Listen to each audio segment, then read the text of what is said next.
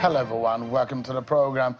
Happy Easter Monday to you, wherever you may be watching. This is Politics Today, live on Channels Television. I'm shown on Kimbale in Abuja, all over the world. The world is still trying to get a sense of what has happened on an Easter Monday, when the leader of the Catholic Church, Pope Francis, an energetic reformer, is being described, who is said to have inspired widespread devotion from Catholics, and who died today at the age of 80, at the Argentine pontiff, leader of the Catholic Church. 2013, spent 38 days or so being treated for pneumonia at Rome's hospital before seeming to have recovered and leaving the facility on the 23rd of March. His death came just the day after he delighted the crowds of worshippers at the Vatican on Easter Sunday with an appearance on a balcony at the St. Peter's Basilica. There's been several words that have been pouring in on the death of the leader of the Catholic Church. Well, today the President, Bola Tinubu, is expected to return to Nigeria from his work visit to France.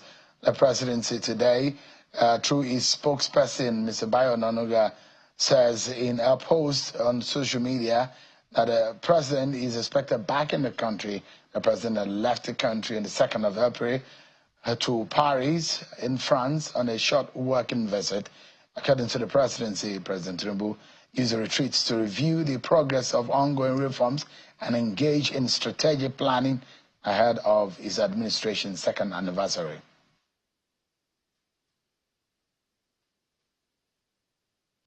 Tonight, our attention is on the grief and the agony of those on the Plateau who are being badly injured, and some of them still yet to wrap their heads around the killings in many communities in that state. Today, there was a stakeholders meeting. Some Christians took what is to be a significant remembrance or reminiscing on the Easter Monday celebration on the return, or the so-called biblical return from Galilee. But then they've taken to the street in protest of the incessant killings. That gets our attention, and perhaps some of the interesting dimension perspectives to this matter that have emerged in the state. But before we get into that, let's serve you with some of the political roundup stories.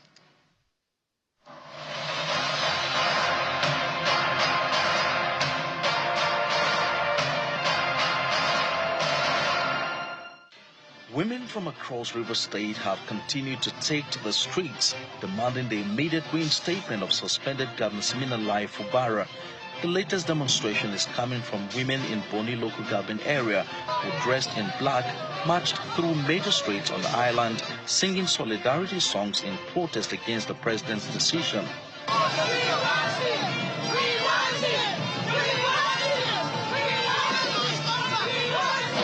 The governor of Edo State, Monday Okpebolo, says the state government is committed to harnessing the potential of its arable farmlands to enhance food security and diversify the state's economy.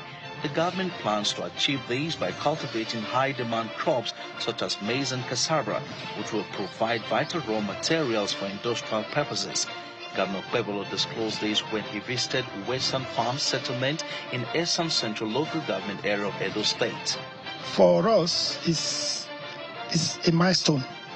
The president wants us to farm, and we are farming. We are very serious about it. And to Kebbi State, where Governor Nasir Idris has expressed satisfaction with the performance of the 21 local government councils in the state. The governor will give the commendation while addressing journalists after a consultative meeting with the local government chairman at the government house in Birnin Kebbi.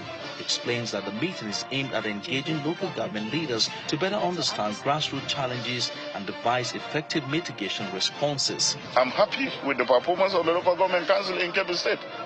So therefore, I want them to keep it off, and the government of Kebbi State will do everything possible to support them so that they can deliver dividend of democracy to our people. In Ogun State, the Interim Executive Committee of the Labour Party, led by Mr. Olaolu Samuel and State Secretary Moreni Keji Malizu, has assumed the mantle of leadership of the party in the state. The development is coming after the Supreme Court's judgment. Addressing some of the members of the party at the party's state secretariat, the interim state chairman of the party calls for unity of purpose and responsibility to move the party forward. And the All Progressives Congress in Enugu State has received some members of the Labour Party into its fold. Addressing the new entrants in an extended stakeholders meeting at the party office in Enugu, the party chairman, Ugo Agbala, warns the new members about anti-party activities. According to him, APC is a well-positioned and disciplined party that will play by the rules of the party irrespective of the defaulter. You cannot be a member of PDP, APC, and then PDP on the pages of the newspaper. And we said no, and on that we drew a line. If you are either you're PDP or you're out.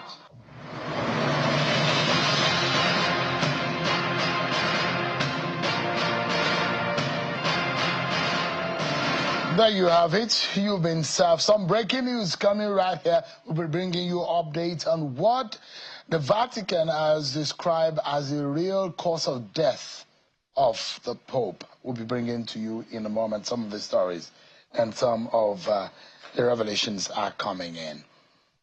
But on the Plateau today, we've seen a lot of reactions and agitations about the killings. So in these renewed attacks that mount in death tolls, the Christians in Plateau State today staged a peace walk in protest against the incessant killings ravaging communities on the Plateau. The peace walk, under the joint leadership of the church, the Denominational Leaders Forum, and the Christian Association of Nigeria and the Plateau State chapter, was also a tribute to the victims and a cry for justice. The participants, men and women, youths, the elderly, marched through the street. You can see them with placards, some with leaves, to register their anguish and frustration over the rising insecurity in the north central regions. So the procession, which you can see how it went on the video right there, showed a crowd of concerned residents with banners calling for peace and action, and urgent action to stem the tide of the incessant killing. Let me allow you to listen to some of the leaders who led that procession today. We want to trust God to send a strong message to the people of Plateau, to the people of Nigeria, to the international community, that these killings cannot and must not continue. We have come out dressed in black because we want to show the world we are mourning. We have come out dressed in red because the rivers of blood is flowing in Plateau State. It cannot continue. The federal and state governments should conduct a thorough and transparent investigation into these terrorist attacks. These include identifying and prosecuting not only the direct perpetrators, but also their sponsors, financiers, and collaborators. Humanitarian assistance. The federal and state government should provide immediate relief materials to the affected communities, including food, medical supplies, and temporary shelter for those whose homes have been destroyed. All right, then we shall be digging deeper into the story of the Plateau, but some of the pictures earlier we showed you about the death of the leader of the Catholic Church, and of course we of course understanding and learning part of what has been described as the cause of death has been reported and being presented to the world by the Vatican. The Vatican has said, breaking news right here, that Pope Francis died of a stroke and subsequent irreversible heart failure. The statement has been released, and of course, Channels Television, you will be able to get details in our, on the top of the hour. But the breaking news is that the Vatican has announced that the Pope had died of a stroke and subsequent irreversible heart failure. That's the statement from the Vatican. let's get more insight. Also, we understand that today there was a stakeholders meeting held in Plateau State in respect of the killings. And let me let you to hear what the governor of the state, Caleb Mutfwang, said before the closed-door meeting in that stakeholders meeting held in Jos. The incessant attacks on our land is not about a mere clash. And I ask, how could bandits have occupied the grazing reserve in Wase? And someone tells me that it is a clash. Between who and who? How could they have gone to the forest in Canaan? And someone tells me it is a clash. And I said, between who and who? When it happened in December 2023 in Bokos, when government suddenly descended on hapless communities in Bokos with sophisticated weapons, I don't know what trouble anybody would have gone to look for on Christmas Eve and Christmas Day. And someone says it is a clash. And I said, between who and who? Isn't it time that our hearts became united to deny this fallacy? I look forward to the day any of us will be picked upon, whether Muslim or Christian, irrespective of ethnic loyalty and identity, that we will say the same thing for the world to hear. That what is happening on the plateau is nothing short of genocide.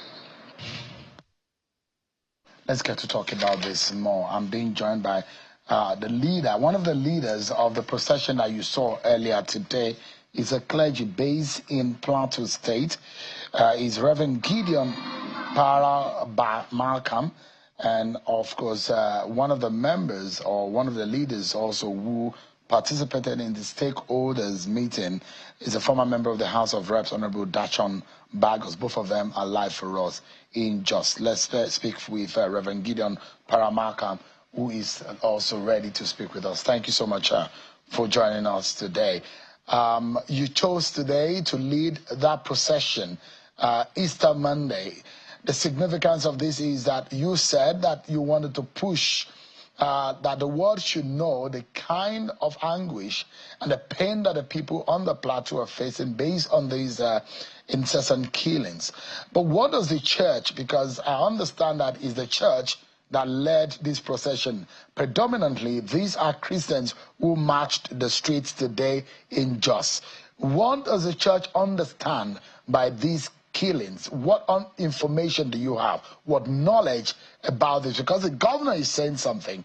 I don't know if that is the same understanding that the church has on the plateau. Yeah, thank you, Sean. Just remember that the name is Gideon Paramalam, not whatever that you call, but it's Gideon Paramalam. Well, thank you again for inviting us to be in your show. Your show is well respected and watched by several people, not just in Nigeria, but also across the world. So I want to thank you for this opportunity. Thank you. Yes, you ask an important question that we can't, I probably would say this. The church has been on the receiving end of most of these attacks and killings going on in Plateau State. We've lost several pastors. We've lost several pastors' wives. We have several churches that have been burned down. Some of them I have personally visited. Some of the people who are suffering, who have suffered the deadly effect of these attacks, people some of us relate with as pastors and also as a peace builder, by the way. That's part of what I do apart from my pastoral work. So sometimes when you hear narratives that makes no sense, it adds to the pain. It adds to the sorrow. You are killed. You clearly know that this is why you are targeted and killed. And someone in Abuja or some other persons, maybe researchers internationally, try to define what you're going through. It doesn't make sense. So the church understands in part that they're going through persecution. You only need to take the count to see how many pastors have been killed and how many churches have been burned down. Now, am I trying to introduce the element of religion? No, but the crisis, the attacks, churches are targeted, pastors are targeted. So when the president says that this is communal clash, it's retaliatory attacks, honestly, it makes no sense. With due respect to Mr. President. What we're going through, it's not communal clash. Please, Sean, cast your mind back. We've been on this for over 2 decades now. How could anybody in the presidency, including those who provide advice, whether they be national security advisor who visit, or they are ministers of defense or whatever they are, would tell the president that it is communal clash? No, it's not. So the church understands that that's not, and it's addressed in our letter that will go to the president. Is it farmer-herders clash or herders-farmers clash? It's not. The church doesn't see it in that light, for the simple reason that crops are destroyed. Why would you unleash cows on people's crops? You destroy them, and then you find narratives, you create a situation in which it would look like 2 people are clashing, and so you turn it into a conflict. We had that narrative from the former president, Buhari. Oh, it's retaliation. Oh, it's this. Now, Plateau people are some of the most hospitable people you can think of in all of Nigeria. Plateau State is a miniature Nigeria. You have everybody literally from any ethnic nationality present in Jos. So why would you say that the people are not willing to welcome other people?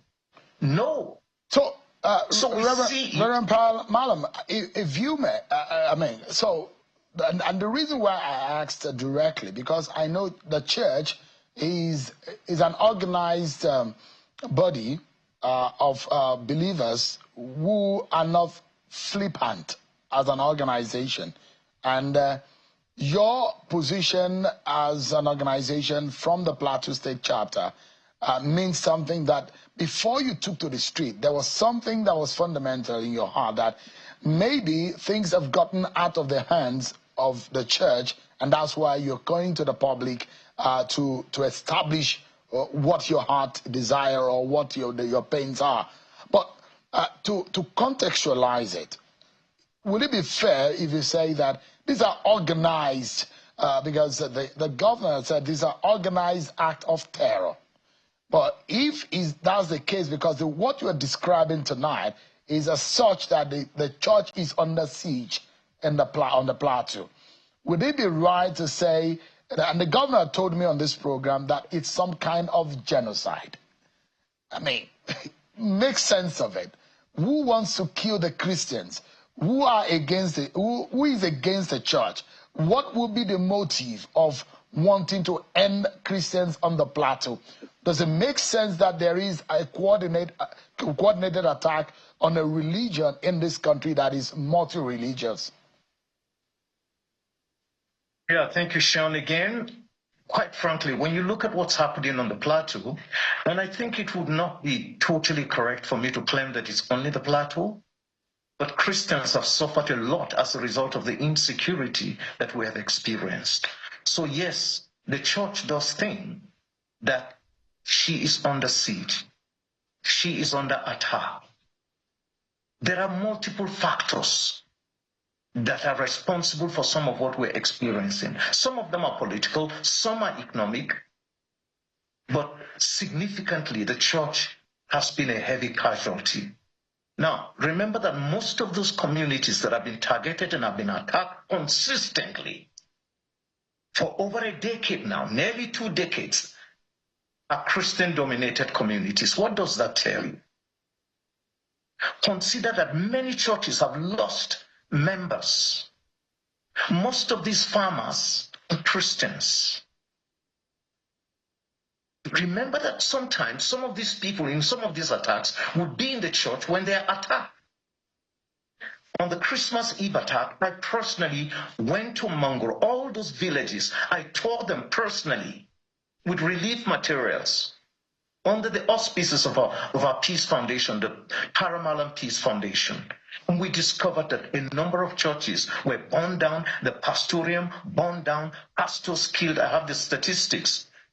That can be sent if you so need it. And then we went to one place, a pastor with the name Pastor Gideon. His wife, pregnant wife, 5 daughters, some of them from the university, came home for Christmas holidays. The church was burned down. The pastorium was also set ablaze. And Pastor Gideon was out. All of his children have died. He has consistently told me he won't be able to go back and live in that house. What does that say? I think I'm giving you a beat. If people are not telling the president the correct picture, some of us are here to tell the president the correct picture. Are we trying to just introduce religion into it? No, it's a factor. Christians are part and parcel of what you call Nigeria. Do they matter? They matter. Are Christians willing to live in peace? Yes. And that is why the procession today was actually a peaceful one. I'm glad it's thousands of people that came out. Something that would be ranging between 7,000 to 10,000 perhaps. But it was peaceful, well conducted. We're giving a signal that if the president is not ready to act, then we will find a way to continue drawing the attention of the nation and drawing the attention of the global community. And by the way, thank you, Sean, for most of the things we've done to put our case in the national sphere for conversation. I'd like to also understand that there must be a kind of solution that the church and the Plateau is thinking. And we've seen this over the past administration. Under former Governor Zhang, we saw what became, perhaps in history of Plateau, a sad scenario that played out. Under Governor Lalong, it also played out. And now we're seeing the similar thing playing out under Governor Caleb Mutfwang. There must be a solution. Or is it the way that the Plateau people are going to be hacked down in their beds in the middle of the night, and they're going to be killed, their blood spilled, and nothing is going to happen? And that those who say sometimes some of these people will come back to attack the communities on the Plateau, also complain that they were attacked, they were killed, and therefore they came back and killed multiple of people. But in all of the reports, in all of the conversations, and the back and forth on the debate over what happened and what did not happen, what does the church think is a way out? What would you say is a solution to these malaise? Thank you. Yeah, let me just clearly say that the church has been working and reaching out to leading Muslim clerics in Plateau State to see how we can try to promote peaceful coexistence. It's important. The church is doing that, I can tell you that. That even this peace work, we actually contemplated if we could go out together with the Muslims, because there are certain Muslims who are very concerned. But Sean, make no mistake about it, and I think people all need to know. The armed Fulani herdsmen are causing havoc. We are not hearing enough Muslims, Fulani leaders coming out to condemn those actions in practical terms. The silence is troubling. Is it fair, Reverend, to profile an ethnic group, to say that those killers and those who are attacking the communities on the Plateau are Fulanis? Is it fair to profile them in that way? Yeah, it would look like profiling if you want to do drama, but if you're interested in investigating to find out exactly what's happening, then you remove the word profiling and you actually think, look, who are the perpetrators? Who are the people who come? You hear them speak Fulfude. Who speaks Fulfude in Nigeria? It's consistent. Hey, Sean, please, I've visited some of those places, whether it's Bokos or it's Bassa. How come that almost all the Fulani settlements have been in peace with literally none of these attackers going there? What does it communicate? We live in a country. I'm not profiling. Actually, I've got lots of Fulani friends. I need to tell you that lots of them, both those in power and those out of power. We have a problem.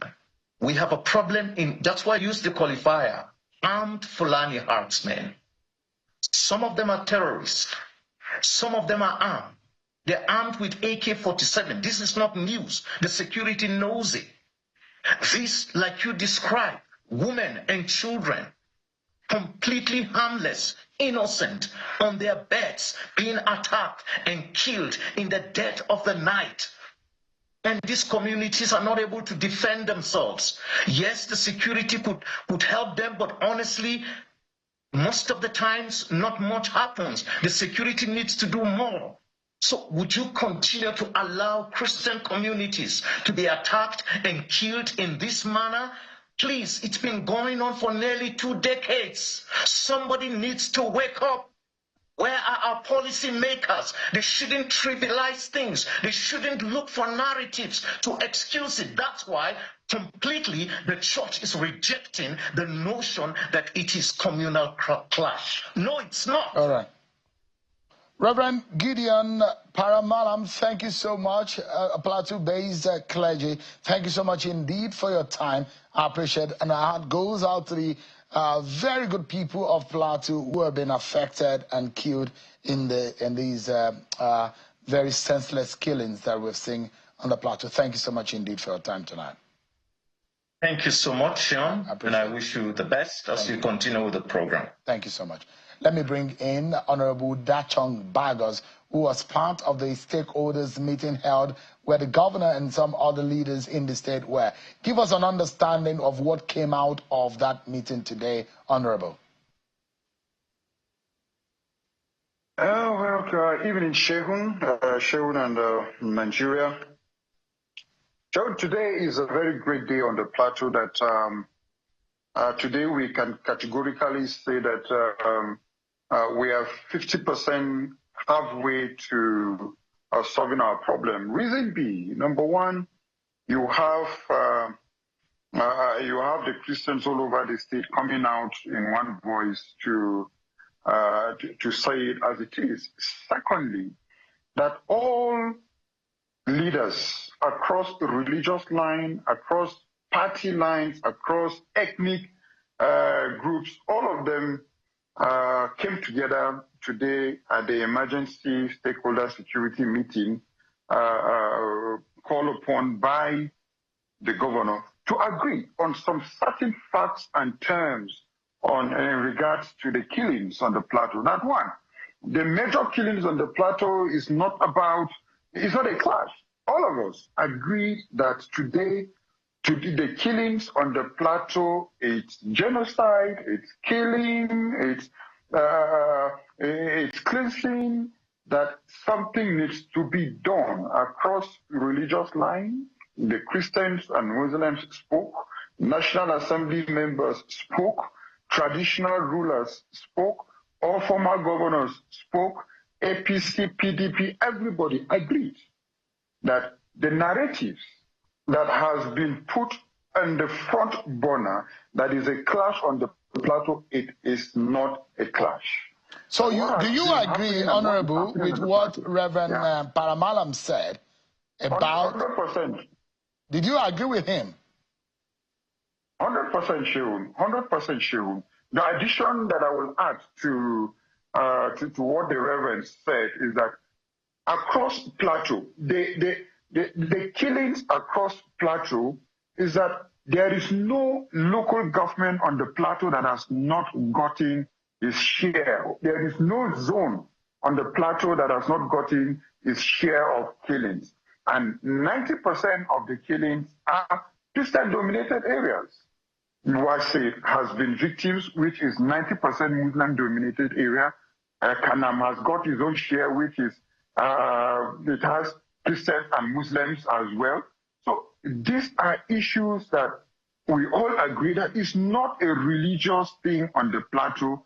It's killing, it's genocide. There's an interest on the plateau, and in extension, you see the bordering, the neighboring states on the plateau and other states in the country. It is a clear indication that Nigeria is under siege. And I've said it before that, look, the president needs to wake up to its responsibility to know that Nigeria is under siege. It's not about only Plateau State, but what is happening on the Plateau, we have all agreed today at the stakeholders meeting with the governor and all stakeholders that what is happening on the Plateau is clear genocide.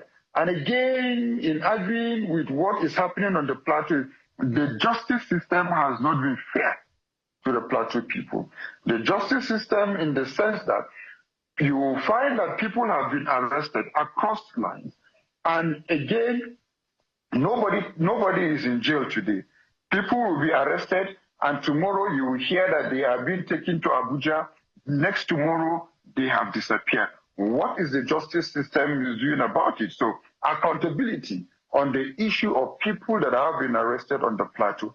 So it is very important that Nigerians should know, and the president himself should know, that what is happening on the Plateau is not the issue of what the president cannot do.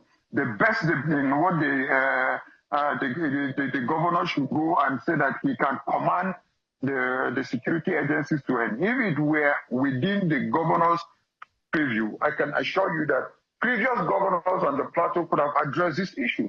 But it is coming out clearly. The coronation in the past 20 years, it started and it was coronated as religious, it coronated as ethnic, but now it is clear it has engulfed every look and cranny on the Plateau. So let me ask you,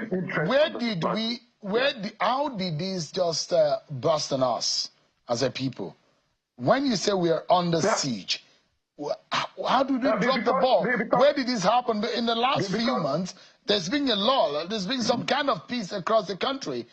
In some way, yes, there are battles here and there that security agencies are fighting, but then things didn't escalate this battle until the last few weeks.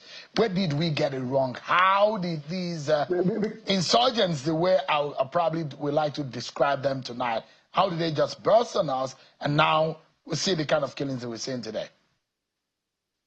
Sean, the justice system has failed, because tell me where in this country today that you can categorically say that this person is in jail because of the killings on the Plateau or Benue or Zamfara. Who is in jail today? Where did the court proceedings take place? So as long as these terrorists have a free and fair environment, nobody is in jail. They are not being arrested and taken to jail today. We cannot really say this is where they are. Definitely, the wrong diagnosis will come into play. Is it that you give room to politicians to play politics with it? You give room for religious coronation to play, to bring in religious coronation to it, or ethnic group you bring it. Today there was a jailbreak in Kuje jailbreak. Over 100 people were escaped. Where are they today? Is it that we could not trace these people? So the justice system in terms of addressing insecurity in Nigeria has failed. The justice system in terms of prosecuting the issue of terrorism and the issue of kidnapping, banditry in Nigeria has failed. So it's not the issue that this is what the governor is doing or the governor can do this. Or the president needs to rise up to the challenge and look at what is the justice system. So, that now, Honorable, let me ask a direct question from you.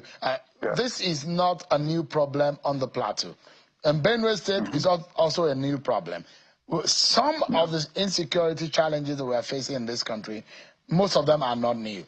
Some of the attackers have the same MO, modus operandi, in the manner in which they attack these communities and the manner in which they go about their businesses. If there is something, and there's a particular saying that if you want a different result, you have to act differently. If there's something specific that the people of the Plateau, based on the stakeholders meeting that the leaders had today, is there any specific asking of this government at the center? Because They own all of the aces in terms of security apparatus in this country. What would the asking be? What would be their direct inquiry from this government in ending the scourge of insecurity in some part of the Middle Belt? The presidency, and the federal government should put the right diagnosis into the issue of insecurity in Nigeria, and especially in Plateau State. As long as you have the wrong diagnosis, you know, it gives us what to worry when the president made a statement through the spokesperson that what is happening on the Plateau has to do with clash. So as long as you give it the wrong diagnosis, definitely you will not get the right result. So until and unless, like I said, it's been addressed that, look, we have Fulani militia that are terrorizing this country across borderlines. They have not spared the Christians, they have not spared Muslims in Zamfara, they have not spared people in Borno. Until we diagnose it correctly, until we remove that, look, you are profiling an ethnic group. No. Until we know that, look, this is the right people that are doing this, then we should be able to have the right diagnosis to do. We should be able to look.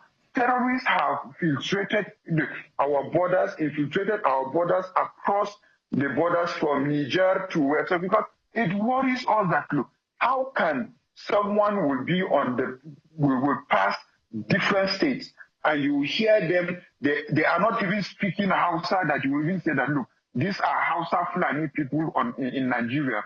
They cannot even speak the Hausa that we know. They are not even speaking the real Fulfulde that we know. Their own is different from the ones we know within our domain. We should be able to know that, look, these are people that have infiltrated this country. You should be able to put the right diagnosis into addressing the issue of insecurity in Nigeria. But one we wonder, I saw an article asking what Governor Musuang needs to do, and part of it is perhaps how he needs to kit up a local security outfit that will effectively help all the security agencies to fight these invaders on the plateau. And I mean, you heard Janati Wadanjuma saying that maybe Nigerians need now to start defending themselves. Did that conversation also come up? Because the governor cannot sit and stay helpless when his people have been killed every day. There must be a local-made solution to help the federal security agencies, because the local initiative and the local intelligence will perhaps sometimes go a long way to effectively deal with the situation. Don't you think? Yeah, well, the outcome of the meeting, the spokesperson to government will outline what all the community issued out at the meeting today. But what we have been saying and what we have advised government and even the governor is that, look, whatsoever we can do within our purview, it should be done. And there is no governor today that, if he has the power to go and secure and procure ammunition to secure his territory, that will not do it. So it's not within their own purview. We have the local Operation Rainbow, which we still need the approval from the federal government to kick off Operation Rainbow. Operation Rainbow has to do with security agencies and at the same time locals who are part of Operation Rainbow, like community policing. So we still need the federal government to empower the governor to be able to kick off Operation Rainbow. And basically, all of us, what we clamored for is that, look, we need to see the president face to face to tell him the true situation of what is happening across, because if all our leaders across religious lines, traditional rulers, and party leaders now tell the president with one voice that this is our problem, the president should be able to go out and see how he will kick off the local solution Operation Rainbow we have on the plateau to be able to address the issue, because Operation Rainbow was established by the law, signed by President Goodluck Jonathan that empowered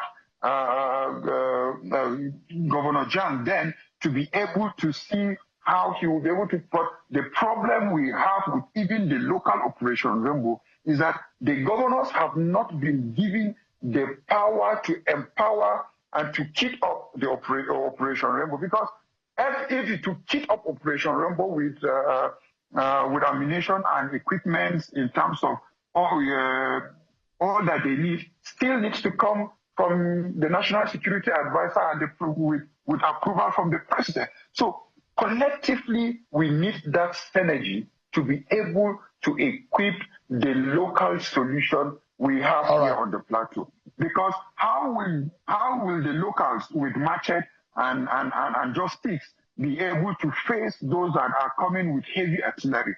So, but one interesting thing that I can tell you today that happened on the plateau is that Plateau spoke with one voice across party lines, across religious lines, across ethnic lines, that what is happening on the plateau is genocide.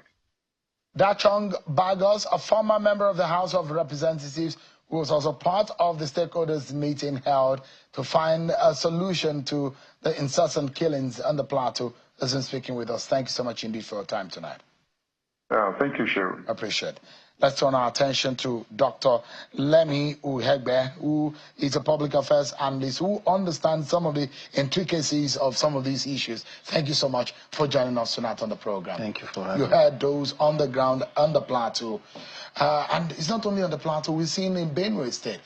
From your own analysis and your own understanding, what do you make of what exactly is going on? Because I imagine, in my mind, that things seem to have simmered and we thought that we had it all on lock and we are making some progress in fighting some of these insurgents and winning the battle. All of a sudden, we've seen some of this resurgence.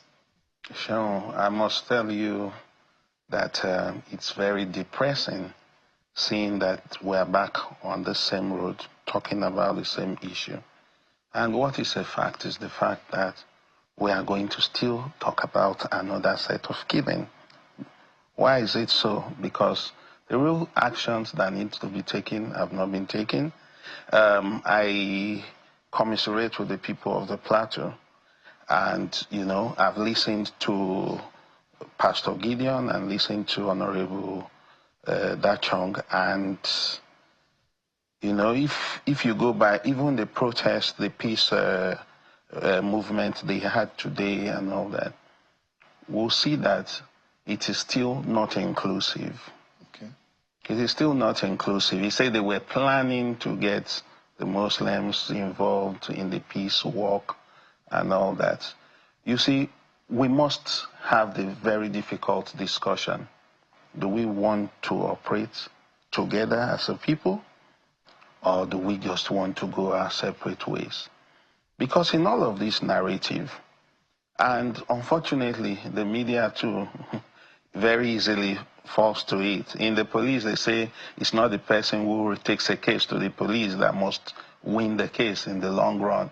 But in the media, once somebody starts shouting blue murder quickly, you just see that everybody latches onto it and it just goes. Chimamanda Adichie warned us about the danger of a single story. If we have an altercation now and you hit me, if I don't reply, it will just be that you hit me and I walked away. But of course, if I strike you back, it could snowball into a big fight. The governor himself talked about the meeting he had with stakeholders. He talked about December last year where there was attack in the plateau. This whole clash dates back to about 2003. So it's well over 2 decades. We now cannot tell who started what. Yeah, okay, we talk about is it reprisal or whatever. There was a particular place within the plateau that had a mining license revocation. After 20 years, it had expired. And so the people on the other side now said, okay, these people who are on this side, go back to wherever you are coming from and all that. And indeed, on February 19, I was able to gather the intelligence because when the president came out and said to the governor, go sort out your problems, the underlying causes of this crisis, I was one of those who was, aghast about it. That how would the president say that? What can the governor do? He has the power and command and control. But I still took time to look at it, investigate. And the little intelligence I gathered also was that on February 19, there was that attack based on mining lease that had expired. And there was an attack. So that's an economic, economic angle to it. Yes. Because there are religious angle to absolutely. it. There's an economic angle. And the governor is saying there is a genocide. They are inexorably linked. Okay? Now on this side are the majority Fulanis who are either Muslim or non-aligned. A lot of them don't even follow Islam, okay? Then on the other side are the Christian, on the other side of the community are the Christians, majority Christians. So they attacked that other side and killed, I think, about 2 Fulanis in the process and burnt down their, how they settle in a place, burnt down their houses and chased them away. I had the opportunity of watching one of the major television stations in the country where one of the reporters went live and said he had interviewed 3 people in that community, and they said indeed what I am saying now happened there, that they actually burnt down the place, chased the Fulanis away and all that. February 19. This has never been reported until that gentleman left Abuja, went to the scene of the crime, of the whole incident, and he reported that. Now, that's a major concern. In all of this, one side has kept on telling their own narrative, the danger of a single story. So, is it leading to more Christians being killed? Indeed so. Is it leading to more churches? Because where you are predominantly Christian, you have more casualties. But now they are doing figures. They killed our 10, we killed their 10, they killed their 30, 40. If you listen away from television, things that they cannot say, but they would say, where they are comfortable, you'll be aghast at this whole thing. So there are deep down issues. Yes, absolutely. That need to be resolved. Absolutely. But some of these people, they say, the facts are also there. There are communities that have been totally taken away, yes, absolutely, by aliens or strangers, and they are dominating those communities. There's a major problem. 2011, the rival to Dr. Goodluck Ebele Jonathan did say that he was going to make the country ungovernable. We started seeing the influx of people coming from outside. I would say, I will put on record, it's my position that the Fulanis we had always known are very peaceful, loving people. You give them your communities, they stay, they are at peace, you do businesses together. All of a sudden, from 2011, which came to an apogee in 2015, and one big politician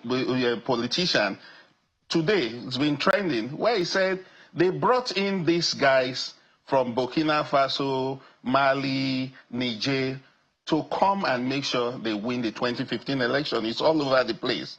Now we know what happened in 2011. You bring a monster as a baby. You start feeding the monster. It grows to uncontrollable stage. So a lot of the crises we're having are actually people who came into our country with bad borders, with the collusion of politicians. And that's why when the presidency also begins to tell you that there is some political motivation behind some of this killing, indeed. But we shall not say because it is that, we will not call for solutions. Give me a moment. I need to go on the break. When we come back, my point here is that there is no single life of any Nigerian that is worth any kind of disagreement. Can we allow this bloodshed to continue? No. But what do? We'll find out after this break. What are the possible solutions to these incessant killings in our country? We'll be right back after this break, everyone. Thank you so much, everyone, for staying with us. Dr. Lemmy and Listen has been dissecting the issues and the killings that we're having in the country. And we're on the home stretch now, looking for solutions. What would you say, Those who have said state policing, community policing, these and that. In the case of the Plateau and Benue State, what comes to your mind as a possible solution? These killings has to stop. Yes, being honest, from the level of community leadership to traditional leadership to state lawmakers, federal lawmakers from the Plateau and Benue, to state governor, then to, of course, the president at that level. We must be able to genuinely and dispassionately look at what the underlying causes are. Then, of course, recommend also the templates that Governor of Edo State, Monday Okpebholo, used when there was that unfortunately killing of the 16 in Edo State. Now, rather than grandstand, which is the usual thing with politicians and governors, what he did was to take responsibility immediately and start reaching out. He went to Kano. He reached out. In fact, it was well received. You've not heard of a reprisal. Ordinarily, there would be reprisal across the country, but for that singular action. That means if something really did happen on February 19 also, like it's been happening to both parties, nobody can say that it's a one-sided thing. Yes, there will be more casualties because it's predominantly a Christian state. There will be more casualties among the Christian population. You look at that and you admit to what is the real cause. Because if you look at the issue of either grazing, also talk about the laws. Okay, so we can eliminate something like the economic reason of farmers-herders clash. If you pass a law that outlaws open grazing and make sure that government security forces are available to enforce it. So we eliminate one of those economic reasons why a herd of cattle will get into a farm, eat the products, and there will be a clash. That is on one hand. On the other hand is the fact that the DG of DSS has consistently recommended community policing. How do you go about that? And yeah, community mounted policing. It for far too long. No, indeed, I know as a fact that it's even already being enforced. On a quiet note, it's being enforced. But you see, it's difficult in a place like Benue and in a place like Plateau, where we are still divided as to the reason for the clash. In a place like the Northeast, you know that there is complete terrorism, insurgency. So you know that such criminality, you give the community weapons, train them, document them, so that they are the first line of defense before the military forces would come. In the Northwest, we know that it is basically banditry and kidnapping. So they've equipped some of those communities with those kind of weapons.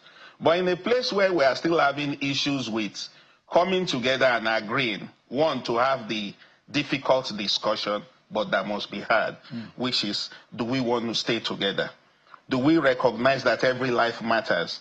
Is it that because you took out 2 and I'm taking out 40 from your own community, it now means that what you did to me, taking out 2, no longer matters? So if we do that, take care of those nitty-gritty, the facts, the underlying effects, it's natural that peace will eventually come.